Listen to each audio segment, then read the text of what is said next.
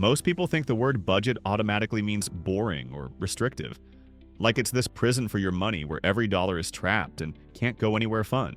But here's the truth most people miss. The people who actually enjoy their lives the most, the ones who travel, who don't panic when bills show up, are usually the ones who budget the best.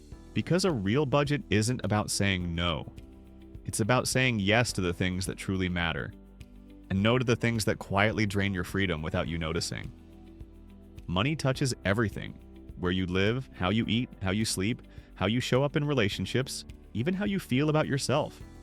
And when money feels out of control, life feels out of control. But the good news, when you get your budget working for you, everything else starts to calm down. It's like your brain finally takes a deep breath. So today we're breaking down how to create a budget that actually works for real life. Not a perfect one, not a minimalist spreadsheet fantasy, but something flexible, honest, and made for you. But before we jump in, if you like this kind of content, give the video a thumbs up to support the channel and hit subscribe if you want more realistic financial ideas like this every week. All right, let's get into it. Point number 1, understanding why most budgets fail. It's not because people are lazy or bad with money. It's because most budgets are built around rules, not realities. Think about it. People start with a spreadsheet or an app and set hard limits like no eating out, no shopping, no entertainment. And for about a week, they stick to it.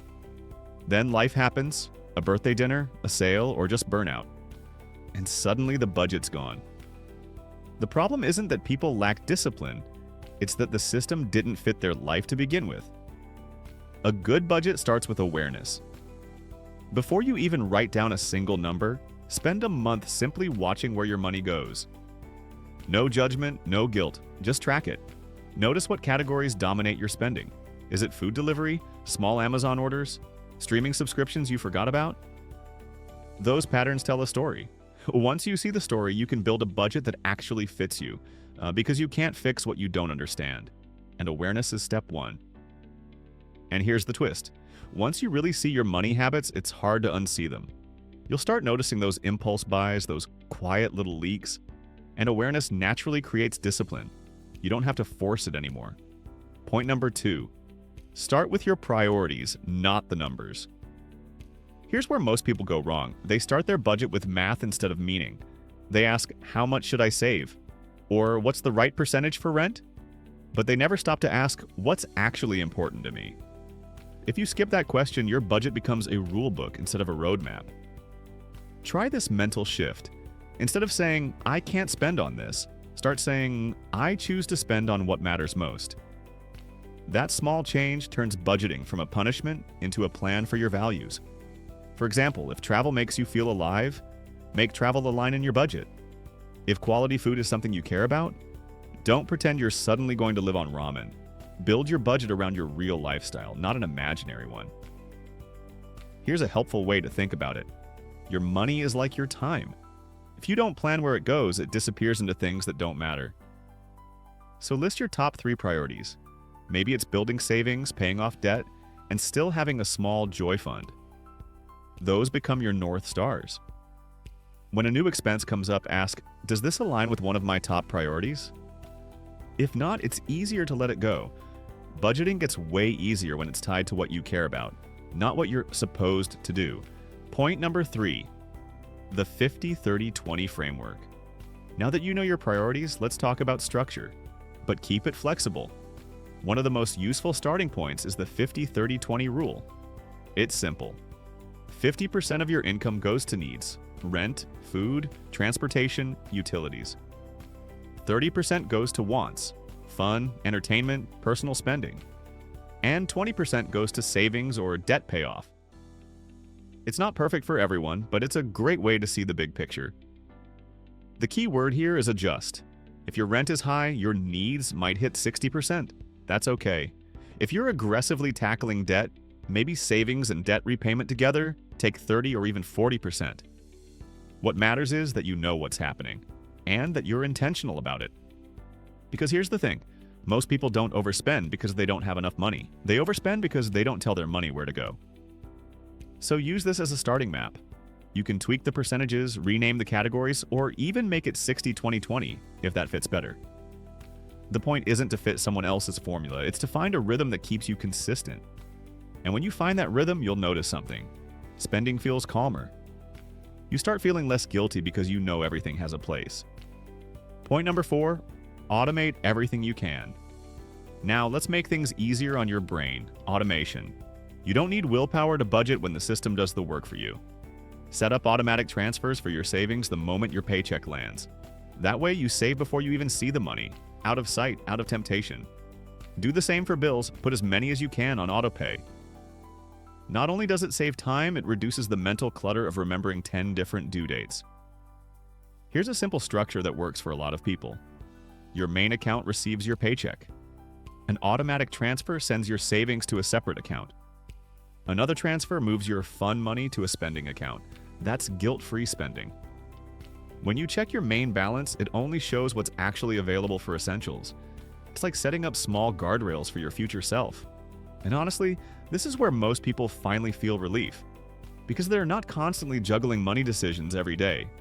Automation builds discipline quietly in the background. Point number 5, the fun fund. Now, this part might surprise you. One of the most powerful parts of a working budget is the fun fund. If your budget doesn't include joy, it won't last. Because we're human. We crave reward, we need enjoyment, and if you deny that completely, your brain rebels. So give yourself permission. Set aside a small, guilt-free amount for things that make you smile. Coffee runs, movie nights, date nights. Whatever your version of fun looks like, it doesn't have to be big. Even $20 a week can keep your motivation strong. The idea is not to earn your fun after being strict all month. It's to bake fun into your plan from day one. That small change keeps your budget sustainable instead of temporary. Because the truth is, you're not building a 30-day challenge. You're building a lifestyle that supports you for years, and sustainable habits always leave space for happiness. Point number 6, review, don't judge. This next one is huge. Your budget is a mirror, not a report card. So when you review it at the end of the month, drop the guilt. The goal isn't to be perfect, it's to be aware. Look at what worked and what didn't. Maybe you spent more on groceries because prices went up. Maybe you saved more because you stayed home more than usual. Whatever it is, take notes. Not to punish yourself, but to learn.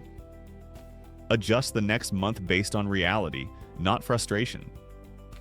Think of your budget like a living thing. It grows, it shifts, it adapts with you. And when you treat it that way, you stop quitting every time something goes wrong. Because nothing's wrong, it's just information. And that mindset makes budgeting feel lighter, less like a burden, and more like a conversation you're having with your own future. Point number 7, the zero-based mindset. Instead of just saving whatever's left, you give every single dollar a purpose before the month begins. That doesn't mean you spend it all. It just means you decide in advance what each dollar is for. For example, this $200 goes towards savings. This $100 is my fun budget. This $50 is for birthdays. By the time you're done, every dollar has a home. This creates clarity.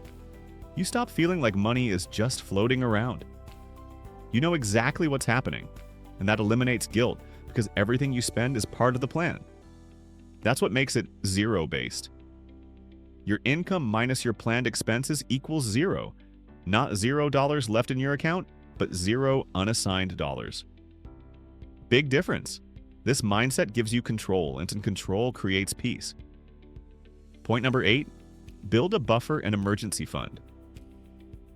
Even the best budget falls apart without a safety net. Life happens, cars break down, medical bills show up, jobs change. If you don't have a buffer, one surprise can undo months of progress. So start with a small emergency fund.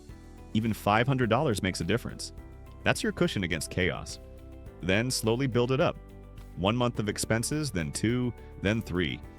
You don't have to do it overnight. Think of it as buying peace of mind, one deposit at a time. That's what separates a survival budget from a sustainable one. It's not about wealth, it's about stability. When you have that cushion, you stop living paycheck to paycheck mentally, even if you technically still are. Because now you've got room to breathe. Let's wrap it up. A budget that works isn't about cutting everything fun. It's about clarity, priorities, and intention. Start with awareness. Define what truly matters. Use a flexible framework like 50-30-20. Automate what you can. Keep a fun fund. Review monthly without guilt. Assign every dollar a job. And protect yourself with a small buffer. Do that consistently, and over time you'll feel less stress and more freedom. Because a good budget doesn't just organize your money, and it organizes your mind.